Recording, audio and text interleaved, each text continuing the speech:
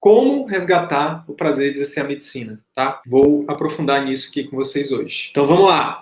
Primeira coisa, é importante a gente partir de um ponto, né? E aí eu queria já fazer uma pergunta para vocês refletirem comigo. Deixa eu perguntar uma coisa aqui para vocês. Você já ganha bem? Você já mora bem? Você já come bem? Tem acesso a bens? Eu imagino que se você já é médico há pelo menos 2 anos, isso deve ser uma realidade para você. Você já deve ganhar bem, deve morar bem, deve comer bem. Mas a pergunta que eu quero fazer é: o quão frequente tem sido o prazer em fazer o que você faz como médico? Qual é a frequência que você tem sentido prazer em exercer a medicina? Vou dar um exemplo pessoal meu. Lá em 2011, quando eu era recém-formado, me formei em janeiro de 2011, o que aconteceu? Eu acho que o que acontece com a maioria, né, dos médicos. Eu fui dar plantão. Fui trabalhar em plantões, trabalhei muito. Eu lembro que no início era maravilhoso, né, um prazer gigante que a gente tem de ajudar as pessoas, de ser médico, né, de ser uma ferramenta ali de transformação, de salvar vidas, de ajudar as pessoas e tudo mais. Esse sentimento, ele foi aos poucos sendo substituído por um sentimento de quanto mais tempo eu passava, atendendo muita gente, trabalhando muito, eu comecei a não sentir mais tanta frequência esse prazer, né, essa satisfação de ser médico, né, de fazer, né, o ofício da medicina. Eu lembro que chegou o ponto, em questão de meses, de eu estar me sentindo sobrecarregado, de eu não estar sentindo prazer algum em fazer o que eu estava fazendo. Por quê? Porque a rotina era terrível.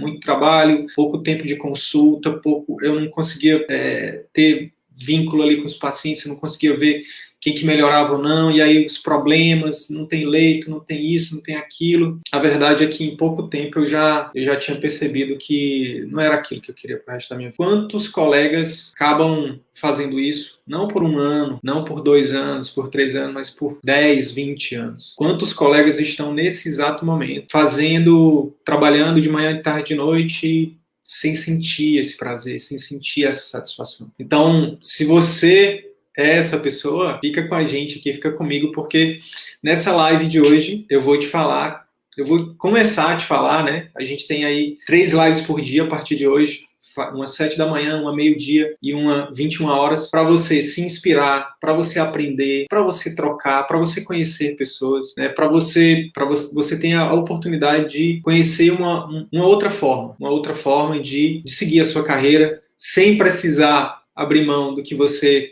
come, do que você já tem, né? De ganhar bem, de morar bem, de comer bem, com a diferença de que você pode resgatar esse prazer de exercer a medicina com excelência, né? De ajudar as pessoas e de não se sentir como eu cheguei a me sentir lá atrás, que é a sensação de vazio, de que não estava fazendo sentido. Então, olha só, quando eu falo isso, né, essa questão de, será que é possível mesmo? Será que é possível morar bem, comer bem, ganhar bem, ter bens e resgatar o prazer de exercer a medicina? É possível fazer isso atendendo plano, no SUS, clínicas populares? Também é.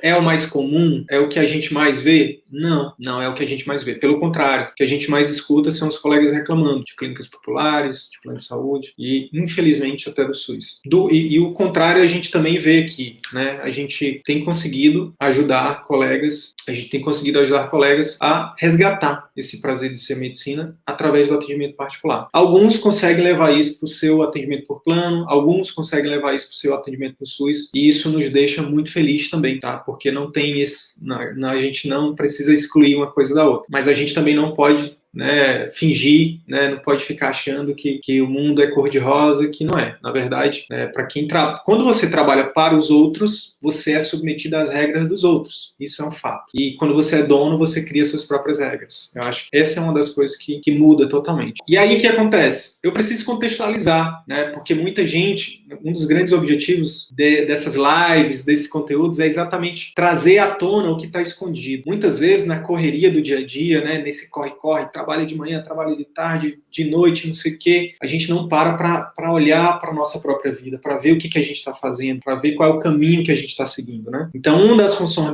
do CVM é exatamente ajudar vocês a fazer reflexões que façam com que vocês enxerguem a sua própria carreira, a sua própria profissão. Cara, para onde é que eu estou indo? É isso mesmo que eu queria para minha vida? Será que é por esse caminho aqui para onde esse caminho vai me levar? Um dos exercícios que a gente tem que fazer é olhar, por exemplo, para os nossos professores professores, para os nossos preceptores e ver como que é a vida dessas pessoas, como é que essas pessoas vivem, que elas comem, seja no Globo Repórter, brincadeira.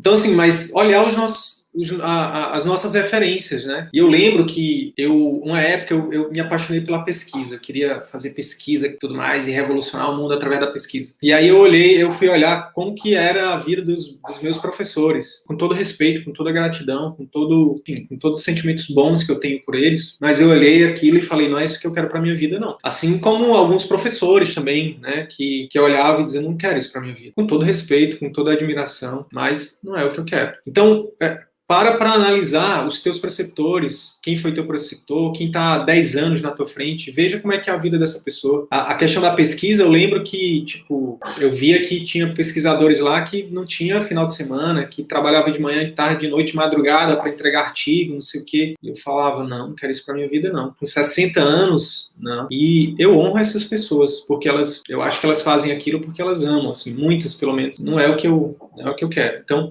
existem algumas armadilhas que a gente acaba caindo. E uma das é meu papel aqui mostrar para que você, se você já caiu, para que você saia, para que você que não caiu, para você não cair. Então, a primeira é o seguinte, quando a gente fala de viver de atendimento particular, fazer parte dos 15% de médicos que vivem de atendimento particular, o que acontece? Por que só 15% vive de particular? Por que 85% ainda está no ciclo vicioso, né? Muito trabalho, pouca satisfação, baixa remuneração, pouco retorno por hora? Porque, primeiramente, são alguns fatores. Primeiro, a formação, ninguém fala disso na formação. Pelo contrário, há dependendo de alguns locais aí, é até algo desaconselhável, né? Como assim particular, né? Aí tem a questão ideológica que entra e tal, não vou entrar nesse mérito, mas o fato é que na formação ninguém ensina. Isso aqui eu acho que todo mundo já sabe. Um outro fator que faz com que a gente entre, o William está falando tabu, em alguns locais é considerado tabu. E William, olha só como é que a vida é, cara. Eu já fui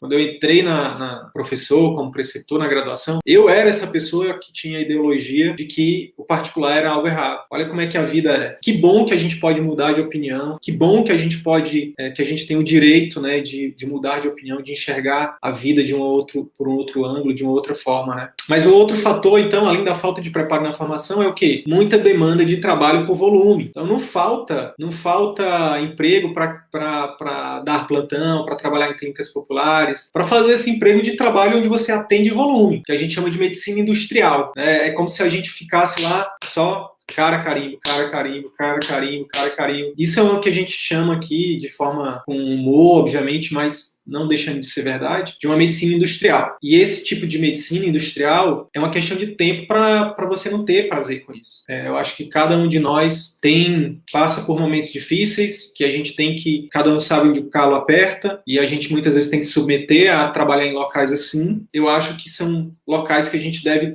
passar lá o mínimo de tempo possível, se só por necessidade mesmo, até o momento de você conseguir sair e não submeter mais aquilo. E buscar exercer uma medicina mais artesanal. A medicina é arte. Medicina é arte, a arte da medicina. Como é que a gente vai tocar uma outra alma humana, um outro ser humano, né? Como é que a gente vai adentrar mais no texto, nas intimidades dessa pessoa?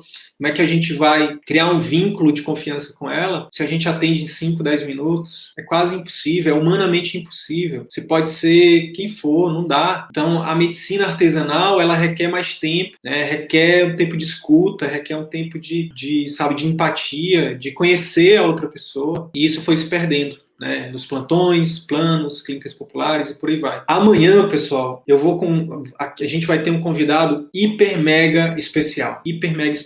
O nome dele é Álvaro Madeiro Leite. É um professor, ele é pediatra, professor da Universidade Federal do Ceará, e é um expert, é uma pessoa que ele vive e respira essa medicina artesanal. E ele vai nos deleitar, vai nos presentear, né, com a sabedoria dele, com os sentimentos. É uma pessoa que emana o bem, assim, vocês vão ver. A gente encontra com ele, eu até apelidei ele de Doutor Afeto, porque eu fui numa palestra dele sobre afeto. Olha que legal. Então, amanhã à noite, a gente vai ter eu vou bater um papo com ele, e a gente vai falar sobre isso, sobre a medicina artesanal, né, sobre o poder do afeto, né, de todas essas habilidades que não são ensinadas, né, durante a nossa formação, mas que são fundamentais para a gente realmente ter com os nossos pacientes vínculos duradouros, né? Então, essa demanda por muito trabalho só de volume faz com que a gente caia num círculo vicioso. Um outro fator, que não deixa de ser um fato, é que, infelizmente, a maioria dos trabalhos que os médicos se submetem, a gente não tem autonomia, não tem liberdade. Quem aí já não passou por a seguinte situação de você estar, sei lá, no pronto-socorro, ou mesmo no ambulatório, onde um dos pacientes precisa de um pouco mais de atenção, um pouco mais, eu estou falando de 2, 3, 4, 5 minutos a mais, e quando isso acontece, vem um gestor, ou vem o outro paciente que está na fila e bate na porta, ei, bora, não sei o que, não sei o que. Eu já trabalhei em locais públicos e privados, onde fui chamado a atenção várias vezes, porque eu estava demorando demais com o paciente. É um absurdo. Um médico nunca deveria se submeter a trabalhar em locais que ele não tenha a liberdade e autonomia de poder dar o tempo necessário que cada paciente precisa. Eu sou extremamente grato a Deus, a minha família e a mim mesmo por não me submeter mais a isso. Por graças a Deus, ter me livrado desse tipo de coerção, abuso, de assédio. Isso é assédio moral ao médico. Nenhum médico deveria ser tolhido, ter o direito de atender o seu paciente da melhor forma possível. Nunca a gente deveria ter esse direito cerceado. Infelizmente, na maioria dos locais onde a gente se submete a trabalhar, né, a gente perde essa autonomia, perde essa liberdade. E isso é um absurdo, como diria acho que é um jornalista, não vou lembrar do nome dele. Isso é um absurdo. O Boris Casoy. Vocês lembram como é que o Boris Casoy falava? Não sei se acho que não era absurdo, mas fica aí. Então, é uma grande armadilha, né, você se submeter a trabalhar nesses locais. Por quê? Porque você vai lá e você quer fazer da melhor forma, mas muitas vezes você não pode, você não tem condições, né? É muito triste isso. Um outro fator que vem para, digamos assim, coroar o círculo vicioso dos médicos é levar muito rápido o padrão de vida. É o médico que ganha 10 mil e tem um padrão de vida de 12, 13, 14, 15 mil. E aí ele vive no vermelho. Ou então tem que trabalhar mais para poder equilibrar as contas. Aí ele aumenta, aí era 15, aí depois aumenta, agora o padrão de vida é 20, ele está ganhando 15, aí tem que trabalhar mais. E daqui a pouco o padrão de vida é 30, aí ele tem que trabalhar para ter um padrão de vida de 30. E aí trabalho. E como é que sobra tempo para estudar? Como é que sobra tempo para cuidar da saúde? Como é que sobra tempo para cuidar da família, dos relacionamentos? Como é que sobra tempo para cuidar de outros projetos? E a gente vai se consumindo com o tempo. Um outro fator, né, que faz com que a gente caia na armadilha do círculo vicioso é essa questão da elevação muito rápida do padrão de vida. Resultado disso é que os médicos ganham bem, moram, muitas vezes, pode até ter uma casa boa, mas muitas vezes mora mais dentro dos hospitais, come mal, porque às vezes tem que comer correndo, fast food, né, entre um plantão e outro, come ali correndo dentro do carro. Quem nunca fez isso, né? Eu já passei por isso várias vezes. Mas no final das contas, o principal que eu traria aqui é não tenho prazer no que faz. Eu lembro de um dos nossos alunos, numa live, perguntei para ele, o que mudou na tua vida depois que você, né, focou no atendimento particular? E aí ele falou, Sidney, eu já ganhava bem, já tinha um faturamento razoável, eu já tinha qualidade de vida, porque eu sempre priorizei isso na minha vida, né? Sempre tive tempo para minha família, para mim, mas tinha uma coisa que estava me consumindo, que estava tirando o meu chão e que quase me fez desistir da medicina e fazer uma outra coisa. Eu não tinha mais vontade de ir para o consultório. Eu estava desmotivado. Eu não tinha prazer de fazer o que eu faço. Eu consegui resgatar isso hoje. Eu acordo de manhã e vou motivado, porque eu sei que eu vou conseguir dar o meu melhor, eu sei que os pacientes que estão me procurando, ele resgatou o prazer de exercer a medicina. É algo intangível, não tem dinheiro que pague, né? Não tem preço. Para todas as outras coisas, você usa Mastercard, mas isso não tem preço. Então, olha só. Então, beleza, Sidney, entendi que existe o círculo vicioso, que a gente tem essas armadilhas aí, que a gente acaba caindo. E o que a gente faz para resgatar o prazer de exercer a medicina, então? Então, é o seguinte, a primeira coisa é entender que existe o caminho do círculo virtuoso. Coincidência ou não, é o nome do nosso projeto, Círculo Virtuoso da Medicina. A primeira coisa é essa, então, é você ter clareza que você tem escolha, você tem opção, você tem a oportunidade de mudar. Não importa se você tem 20, 30 anos anos de carreira. Se você não está satisfeito onde você está e fazendo o que você faz, você pode mudar. Você pode. A gente tem colegas que estão fazendo isso com 59 anos, se reinventando, recomeçando, se dando uma nova chance. Né, para fazer, né, para finalizar a vida da forma certa, né? Já ganhou o dinheiro que tinha que ganhar e agora não quer mais se submeter a esse círculo vicioso e está recomeçando, criando o seu próprio círculo virtuoso. Então, a primeira coisa é saber que existe um caminho. Segunda coisa,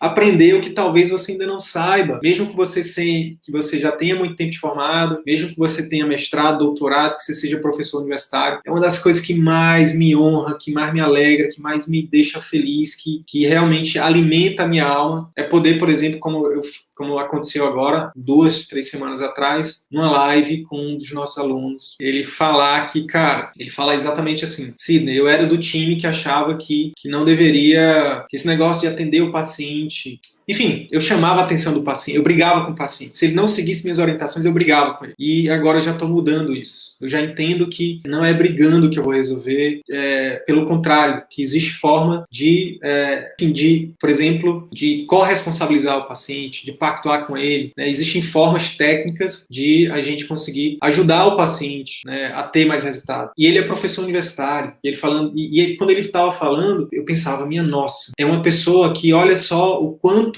ele não vai só mudar e vai ajudar só os pacientes dele. Ele vai mudar e vai ajudar os alunos dele, que vão ajudar outros pacientes. Então é um círculo realmente virtuoso, sabe? Então isso me deixa realmente muito feliz. Então não importa se você já é professor universitário, se você é professor isso, aquilo, se você já tem tanto tempo de formado. Se você está em início de carreira, pelo amor de Deus, isso é para você. Eu estou falando que mesmo que você não seja, é se colocar um aprendiz de novo e aprender o que você ainda não sabe sobre marketing, sobre gestão, sobre comunicação, sobre vendas, né, e ressignificar tudo que te disseram sobre isso. Fazer marketing errado. A gente vai fazer algumas lives sobre marketing para te mostrar que existe uma forma ética, íntegra de fazer marketing. A mesma coisa vendas, a mesma coisa gestão, a mesma coisa o particular. Tem gente que acha que o particular é ruim. Quem disse que o particular é ruim? Você pode simplesmente organizar a sua agenda para ter o seu atendimento particular e nos outros horários você pode atender SUS, pode atender plano, pode fazer o que você quiser da sua vida. Aqui o que a gente faz é só te mostrar que você tem uma outra possibilidade de fazer a medicina que você sempre sonhou. Só que aqui com muito mais retorno, muito mais satisfação, muito mais alegria. Pergunta aqui da colega Sidney: no que o CVM pode me melhorar considerando minha agenda que é só particular? Pois é, para quem já vive de particular, é mais fácil ainda, porque você já vive de particular. Tem uma aluna nossa que trabalha com psiquiatria também, que ela entrou no CVM em janeiro para fevereiro.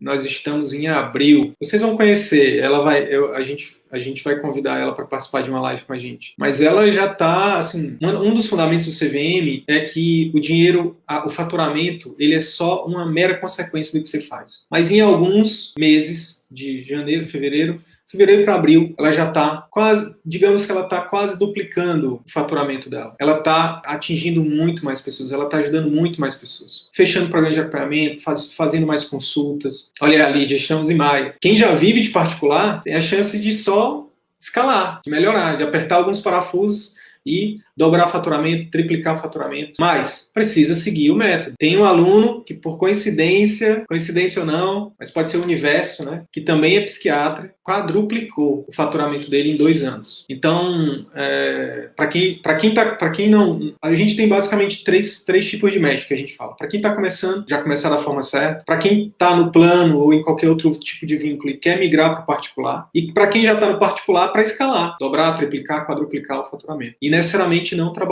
precisa trabalhar mais, trabalhar tanto. Quer ver um exemplo? Vou dar um exemplo disso. Esse aluno que eu estou falando que quadruplicou o faturamento dele, eu não estou falando quadruplicou de 1.000 para 4.000 não, tá? Estou falando, já vivia de particular, com faturamento razoável, e agora está com faturamento de cirurgião, assim, digamos assim. Sabe uma das coisas que ele fez? Porque eu não sei se o colega da a psiquiatra, a Renata, mas enfim, o que ele fez? Ele fez um ajuste na precificação da consulta dele. Um dos ajustes só. Um deles. Então, assim, se você faz 10 consultas e você cobra, sei lá, R$300, você tem um faturamento aí de R$3.000. É a Renata. Boa, Renata. Se você faz um ajuste, Renata, para essa consulta de 300 para 400, obviamente você tem que agregar valor para que isso realmente valha, né? E você tem que ter você tem que agregar agregar valor, você tem que ter uma lista de espera aí que possa estar indicando que você pode aumentar o seu preço. Mas se você aumenta seu preço de consulta só, de 300 para 400, você está aumentando 25% do seu faturamento, sem investir R$1, só fazendo ajustes. Se você oferece um programa de acompanhamento que você pode cobrar 3, 4, 5 vezes ou mais o valor da sua consulta, faz as contas. Então,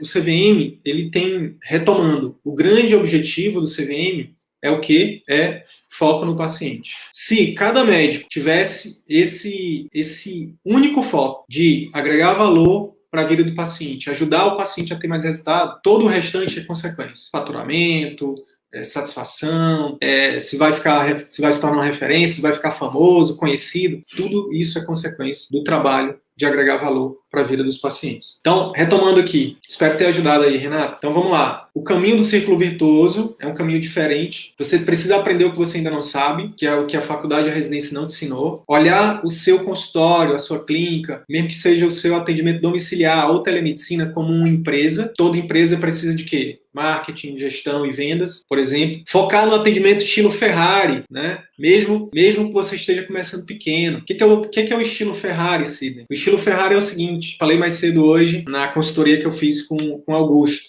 Tem dois tipos de atendimento, de modelo de negócio na medicina. Para ser didático, existem outros modelos, mas só para ser didático aqui. Existe um modelo por volume, que é a medicina industrial, que é o modelo Fiat. O que a Fiat faz? Ela vende muito carro e ela cobra barato nos carros dela. E aí ela tem um faturamento grande. Existe o outro modelo, que é o modelo Ferrari, onde não é o modelo de volume, é o modelo que a gente fala aqui da medicina artesanal.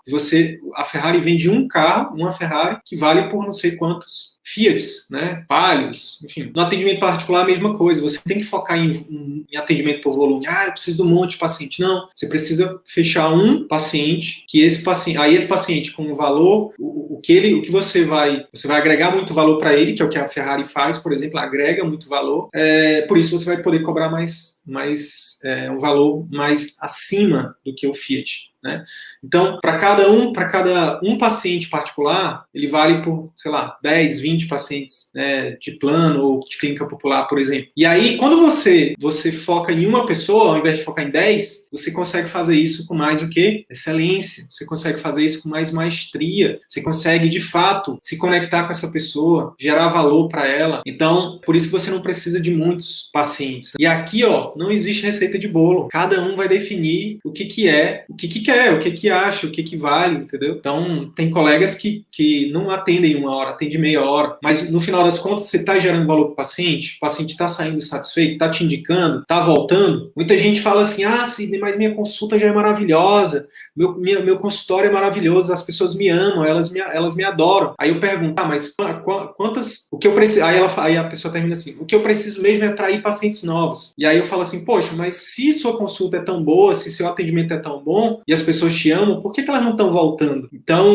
um dos indicadores que a gente tem que ficar de olho é, as pessoas estão voltando? Quando a gente pede para elas voltarem, elas estão te indicando? Qual é a sua taxa de indicação de pacientes? Por exemplo, da sua agenda mensal, quantos estão vindo de indicação de outros pacientes? Isso é uma métrica que a gente tem que olhar. Então, esse número varia muito de pessoa para pessoa, entendeu? De especialidade para especialidade, de paciente para paciente. A gente fala que o paciente precisa de mais tempo. É verdade. Existem as exceções. Existe aquele paciente que chega, que está correndo, que está com compromisso, que vai precisar resolver naquele dia o problema dele de forma mais rápida. O que é que você tem que fazer? Você tem que fazer o que seu paciente está precisando. Você tem que se adequar ao seu paciente. E aí, por exemplo, nesse caso, você resolve o problema dele ali mais rápido e no segundo momento você faz uma consulta mais demorada, se for o caso. Então, olha só, focar no atendimento estilo Ferrari, mesmo que você esteja começando pequeno. Por exemplo, telemedicina. Sidney, estou começando pela telemedicina, estou começando pelo atendimento domiciliar. Você precisa, mesmo que seja no contato por telemedicina, mesmo que seja atendimento domiciliar, atendimento hospitalar, uma visita hospitalar que você faz, você precisa encantar esse paciente, a família desse paciente. Porque ali vai ser o primeiro momento que a pessoa vai te conhecer.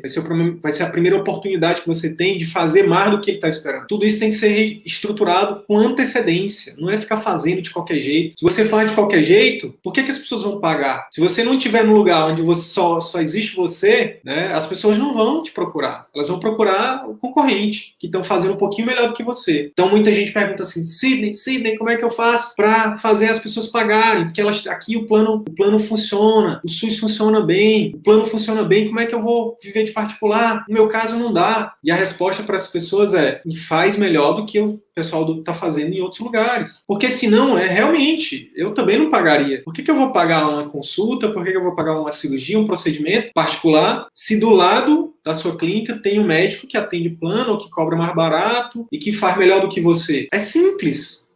É o óbvio que ninguém, ou que poucas pessoas enxergam. É o óbvio que poucas pessoas enxergam. O colega está falando, os médicos antigos não tinham concorrência. Esta é a verdade. Isso é fato. A concorrência não existia 20 anos atrás. Eram pouquíssimos médicos para uma demanda gigante de pacientes. Tudo isso mudou. Só ter o diploma, só ter especialidade não te garante mais um consultório com pacientes fiéis, com pacientes que pagam. Quer ter um consultório lucrativo, sustentável em 2021? Faça o que poucos estão fazendo. Entregue mais. Se doe ao paciente. Sidney, mas eu já dou meu WhatsApp. Só dá o WhatsApp, todo mundo dá. O que você pode fazer além de dar o WhatsApp? Uma outra coisa que é importante, depois de aprender que você ainda não sabe, depois de focar no atendimento estilo Ferrari, é entender que no atendimento particular você tem autonomia para atender o paciente do seu jeito e cobrar por isso. Muda o jogo. Isso muda o jogo. Por quê? Por que muda o jogo? Porque se você consegue atender o seu paciente melhor e você consegue cobrar por isso, você zerou a vida na medicina, entendeu? O grande lance é que muitas vezes a gente tem poxa, mas como é que eu vou trazer nossos pacientes? Como é que eu vou fidelizar esses pacientes? Mas antes de tudo, gente, como é que você está oferecendo a sua consulta? Como é que você está oferecendo? O que você está fazendo a mais? Será que você não está fazendo mais do mesmo? Todo paciente que passa pela sua consulta é um potencial cliente, é um potencial propagador da sua marca, né? Se você faz de qualquer jeito, como é que você vai cobrar mais por isso? Não vai cobrar. Então, o grande lance é o seguinte, é você entender que você tem essa autonomia. Vamos lá, uma pergunta aqui da Ana Lúcia. Estou com dificuldade de fazer vídeos, estou melhorando muito consultório, mas ainda com planos. Ana, mas é isso, um passo de cada vez, Ana. Você já está na frente de muita gente porque você já está fazendo. Falei isso pro Augusto hoje mais cedo, né? Falei, cara, só o fato de você estar começando, você já está na frente de muita gente. Muita gente. E quando eu falo começar, não é só o marketing. O marketing é um dos pilares, né, da jornada do cliente. Então, Ana, é óbvio que você é aluna CVM, por isso que você está indo por esse caminho. Melhorando o consultório primeiro, melhorando a experiência do paciente primeiro, para focar no marketing. E vai fazendo no seu tempo. E outra coisa importante, principalmente para quem já tem clínica, para quem já tem consultório, não fica muito preso só à questão do vídeo, não. Você pode começar, por exemplo, no Instagram, no Facebook, no YouTube, principalmente Instagram e Facebook, você pode começar sem vídeo, pode começar com o Canva lá, fazendo post, só que não qualquer post. Aí tem técnica para isso, que você, Ana Lúcia, tem acesso às técnicas. Fazer uma comunicação mais persuasiva, né? Utilizar copy, impulsionar isso através do tráfego, fazer uma comunicação mais emocional, né? Contar histórias, tudo isso para gerar conexão com o paciente, né? Não necessariamente fique presa só aos vídeos, tá? Treinando os vídeos aos poucos, mas começa a fazer os posts por imagem também. Começa a treinar no stories, começa a treinar ali no direct, responde os pacientes em vídeo, isso é poderoso também, e vai treinando. Mas os vídeos, eles é só uma das estratégias, né? Outra coisa, Google Meu Negócio, né? Explorar o Google, explorar essas outras plataformas que ranqueiam, né, o seu site para você aparecer na primeira página ali, nas primeiras, o seu site aparecer tanto na primeira página quanto no topo ali da primeira página. Isso também ajuda bastante a trazer pacientes. Mas, repito, o que muda o jogo, encantar e fidelizar esses pacientes. Porque aí você cria uma máquina de indicações, né? Cada paciente que passa por você diz, nossa, né, doutora Ana Lúcia é maravilhosa. E indica você para o familiar, indica para o amigo, por aí vai. Tanto que cada vez mais a gente tá até mudando essa ordem que a gente comunica. Primeiro você encanta, e aí isso gera fidelização, que gera atração de pacientes. E aí quando você junta a indicação de pacientes com as ferramentas de marketing, aí você tem um consultório, uma clínica, né, um atendimento particular sustentável. Quando eu falo sustentável, é que não fica você vai crescer, independente de qualquer coisa. Mesmo na crise, né, nossos alunos estão crescendo, muitos crescendo com a crise. Por quê? Porque estruturaram algo sólido. Não depende só de marketing. Marketing só impulsiona. A base é sólida ali, né? São pacientes que são fiéis, são pacientes que... Quer que eu traga um exemplo? Eu trouxe um exemplo aqui para a gente conversar, que é o seguinte, um exemplo sobre a questão do trabalho artesanal. Quem aí já comeu comida de chefe? Semana passada, eu comi uma comida de chefe. Fui num restaurante aqui com a minha esposa e a gente comeu uma comida de chefe. É outro nível. É uma comida feita de forma artesanal, entendeu? Os ingredientes são preparados. Enfim, tudo tem ali um toque de arte. É arte. O prato que um chefe que ele faz é uma obra de arte. E é totalmente diferente de uma comida que é feita, por exemplo, se a gente for vamos pegar churrasco como exemplo. Você vai numa churrascaria onde um chefe prepara um churrasco, é totalmente diferente. Um churrasco que você vai feita por um chapeiro qualquer, em qualquer lugar, enfim, é diferente, concorda? O chefe, ele faz com arte. O chefe, ele tem método, ele tem o feeling, né? E ele faz com calma, ele estudou para aquilo, ele treinou aquilo, né? E o chapeiro não, ele faz de qualquer jeito, ele vai jogando lá, tem que fazer muito, tem que fazer rápido. Coitado do chapeiro. O chapeiro tá ali, muitas vezes, coitado, ganhando pouco e trabalhando muito. O que acontece? Essa é a diferença da medicina artesanal para a medicina industrial. A gente defende o seguinte, que o médico ele precisa viver, o estilo de vida dele tem que ser um degrau abaixo do salário dele, de quanto ele ganha. Porque o contrário gera o círculo vicioso. Você tem um estilo de vida muito alto, por isso você tem que trabalhar, aí você ganha menos, você ganha pouco, aí você não consegue pagar as contas, aí se endivida, aí tem que trabalhar mais. Aí o estilo de vida aumenta, aí você tem que trabalhar mais aquilo que eu falei antes. E a sacada é, você tem um estilo de vida abaixo do que você ganha. Se você tem isso, você tem uma diferença ali que você consegue, inclusive, poupar, investir, né, inclusive no seu consultório, na sua clínica. E com o tempo, você constrói a sua independência financeira, inclusive com o consultório gerando mais renda, mais renda, mais renda. Então, tem muita gente que não consegue fazer a transição, que não consegue investir no atendimento particular porque está endividado. Telemedicina através de plataformas, não? Risco de uberização? Rapaz, com certeza existe esse risco aí de uberização, que a gente tem uma premissa aqui que a gente fala que é o seguinte, foque no que você tem controle. A gente não tem controle sobre a uberização das coisas, mas a gente tem controle sobre o que a gente vai fazer em relação a isso. A telemedicina, ela é um aliado ou ela é um inimigo? Dependendo de como a gente reage, ela pode ser um inimigo e pode ser um aliado. Eu prefiro ver a telemedicina como uma aliada, uma ferramenta que salva vidas e como uma ferramenta que dá para o médico a possibilidade de começar sem investir R$1 no atendimento particular e salvar vidas através dessa ferramenta. Mas tudo depende da perspectiva de como a gente vê as coisas, né? Então, muitas vezes a gente fica, estão fazendo isso, estão fazendo aquilo, mas beleza, e eu? O que eu posso fazer? A gente fala muito sobre isso. Foque no que você tem controle. Foque no que você realmente pode fazer por você. No caso aqui, pelo seu paciente, né? Pelas pessoas que você pode ajudar. Então, olha só. Quando você começa o caminho do círculo virtuoso da medicina, aprende o que você ainda não sabe, foca no atendimento estilo Ferrari, tem autonomia para atender e para cobrar, né?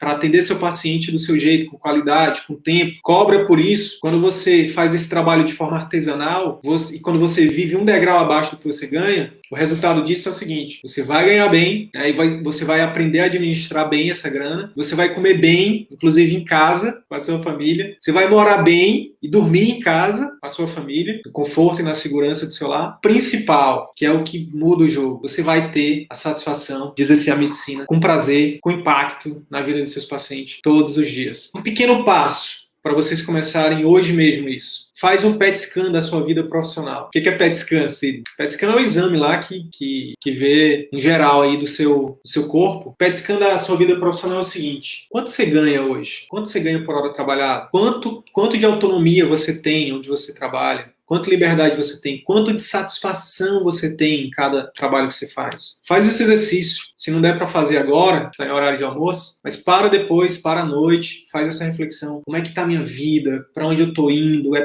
Foi por isso que eu fiz medicina mesmo? É para isso? É por esse caminho que eu quero seguir? Acho que esse é o primeiro passo. Tá? E isso ninguém pode fazer por você, nem em nenhum lugar. Você precisa parar realmente de fazer isso. A Aline tá falando aqui o seguinte: eu comecei deixando um dia só para particular. Boa, Aline, boa, é isso. Comece. Às vezes para começar só precisa de um turno por semana, né? E vai começando. Às vezes a gente dificulta muitas coisas, né? Eu vou começar quando eu tiver meu consultório próprio, eu vou começar quando eu terminar a pós-graduação, quando eu terminar o fellow, eu vou começar quando eu tiver quando eu já tiver 50 vídeos gravados, eu vou começar quando... Enfim, a gente fica inventando desculpa, deixando a coisa mais complexa do que já é. Simples, entendeu? Começa falando que você atende particular, começa, enfim, seguindo aqui os conteúdos gratuitos, participando dessa imersão, colocando em prática. É isso. Às vezes o que o paciente precisa é só de um médico que esteja disponível. Então, esse médico pode ser você. Tá bom? É isso. Show de bola. Show de bola.